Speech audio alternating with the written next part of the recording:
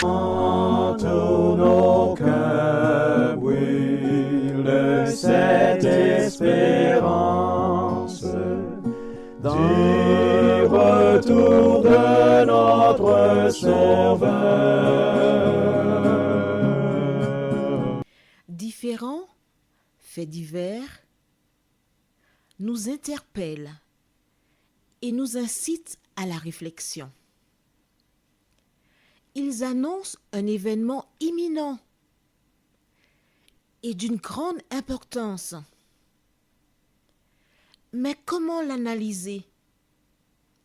En écoutant Jean-Claude qui, à la lumière de la Bible, t'accompagnera et te permettra d'être prête, d'être prêt pour le retour de Jésus.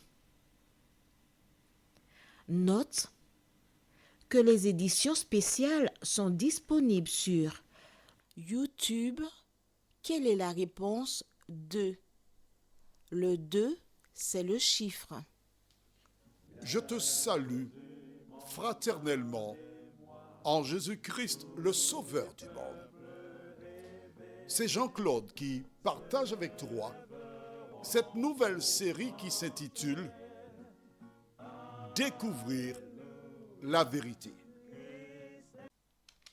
C'est avec joie encore ce matin que je reviens vers toi afin qu'ensemble nous puissions voir la deuxième bénédiction énoncée par l'Éternel.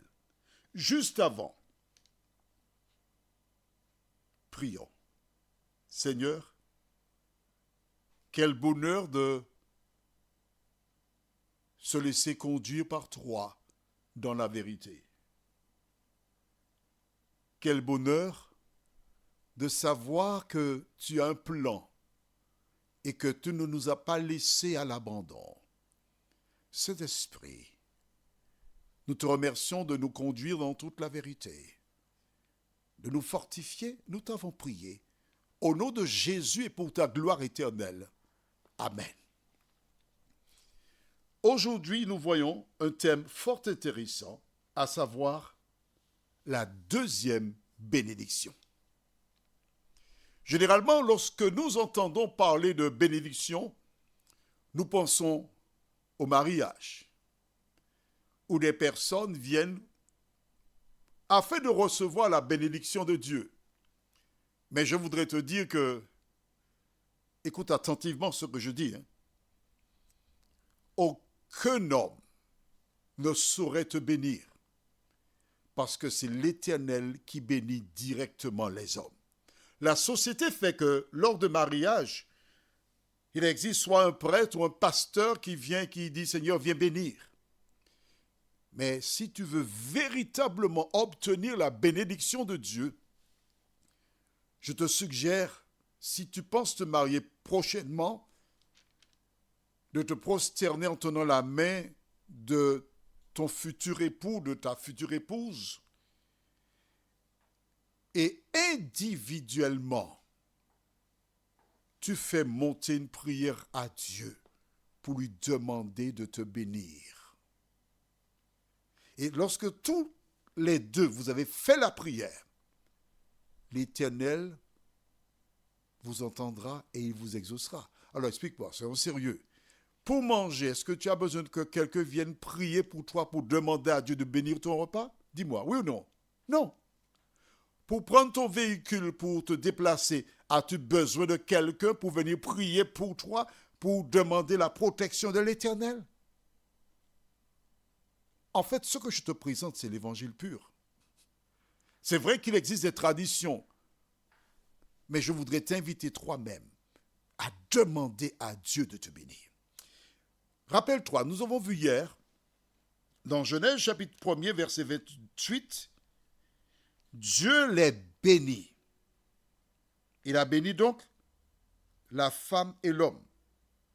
Mais avant de bénir la femme et l'homme, Dieu a créé les animaux. Et qu'a-t-il fait? Lisons dans Genèse chapitre 1er, et je lis à partir du verset 20 jusqu'au verset 22. Dieu dit que les eaux produisent en abondance des animaux vivants et que les oiseaux volent sur la terre vers l'étendue du ciel. Dieu créa les grands poissons et tous les animaux vivants qui se meuvent et que les eaux produisirent en abondance selon leur espèce. Il créa aussi tout oiseau ailé selon son espèce. Dieu vit que cela était bon. Dieu les bénit en disant « Soyez féconds, multipliez et remplissez les eaux des mers et que les oiseaux multiplient sur la terre. » Donc tu vois que les animaux ont été les premiers à être bénis. Ensuite, les hommes furent bénis. Tu dois donc traiter ton animal de compagnie ou autre avec respect parce qu'il a été béni par Dieu. Mais aujourd'hui, nous voyons un autre thème. Quelque chose qui a été béni par Dieu. Lisons au livre de Genèse, chapitre 2, les versets 1 à 3. Genèse 2, versets 1 à 3 déclare « Ainsi furent achevés les cieux et la terre et toute leur armée. Dieu acheva au 7e jour son œuvre qu'il avait faite. Et il se reposa au 7e jour de toute son œuvre qu'il avait faite. Dieu bénit le 7e jour et il le sanctifia, parce qu'en ce jour, il se reposa de toute son œuvre qu'il avait créée en la faisant. » En fait, lorsque nous lisons ces versets, nous découvrons que Dieu a créé des choses dans le chapitre 1er chaque jour. Le 6e jour, il a créé l'homme, il a béni, d'accord? Et il a institué un 7e jour. Qu'a-t-il fait le 7e jour? Dis-moi. Il s'est reposé. Il a béni le 7e jour et il l'a sanctifié. Il n'a rien fait d'autre. Le 7e jour est donc quoi? Le jour anniversaire de la création de la terre. Pour que tu comprennes bien, c'est un exemple. Hein? Je suis marié, nous avons prévu d'avoir un enfant. Le premier mois de grossesse, le cœur est déjà en place, les organes se forment au fur et à mesure. Et chaque mois, il y a une progression. Les prématurés sont déjà viables, d'accord, mais pour des raisons qui nous échappent. Le Créateur a estimé que l'enfant doit venir au monde le 9e mois, d'accord? Chaque jour, depuis la fécondation, jusqu'à ce que l'enfant sorte du sein de sa mère, il y a des changements. Mais le jour où il sort du sein de sa mère, ce jour est appelé anniversaire. La différence, c'est que l'anniversaire peut tomber un dimanche, un lundi, un mardi, ça varie parce que c'est la date qui compte. Mais en ce qui concerne l'anniversaire du monde, c'est le 7e jour. Est-ce que tu peux changer la date de ton anniversaire? Ce n'est pas possible. Par exemple, nous avons commencé cette série le 1er août. Tu sais pourquoi? Parce que le plus beau jour de l'année et du mois d'août, c'est le 27. C'est mon anniversaire. Alors, sens-toi libre de t'organiser pour m'envoyer des cadeaux. Je peux m'organiser en conséquence pour les recevoir.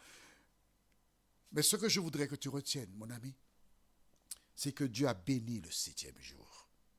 Il a sanctifié. Il a mis à part. La question que l'on se pose souvent, mais est-il possible que l'anniversaire change? Est-ce que ton anniversaire peut changer?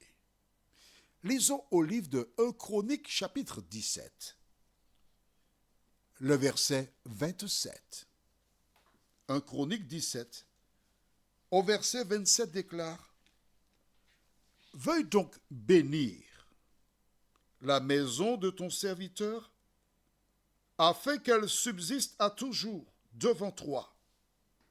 Car ce que tu bénis, ô Éternel, est béni pour l'éternité. La Bible déclare que lorsque Dieu bénit quelque chose, c'est pour l'éternité. À la création, il a béni le 7e jour. Il l'a mis à part. Il a sanctifié. Il est important donc pour nous de connaître l'histoire de notre monde, de ce que Dieu fait pour nous et de marcher selon la parole. Je rappelle donc, Dieu a béni les animaux, il a béni les humains et il a béni le 7e jour. Prions. Notre Seigneur et notre Dieu, combien nous sommes heureux d'avoir la parole qui nous rappelle l'histoire de ce monde. Et tandis que nous avons commencé à découvrir cette dernière, que le Saint-Esprit continue de nous diriger dans toute la vérité. Car nous ne cherchons pas, Seigneur, à faire des disciples, car le Saint-Esprit éclaire tes enfants, les conduit dans toute la vérité, comme du temps des apôtres, car la parole déclare: et le Seigneur ajoutait chaque jour à l'Église ceux qui sont sauvés. Merci pour la parole. Nous t'avons prié au nom de Jésus et pour ta gloire éternelle. Amen. Que l'Éternel continue de te bénir. Et j'espère te retrouver très bientôt.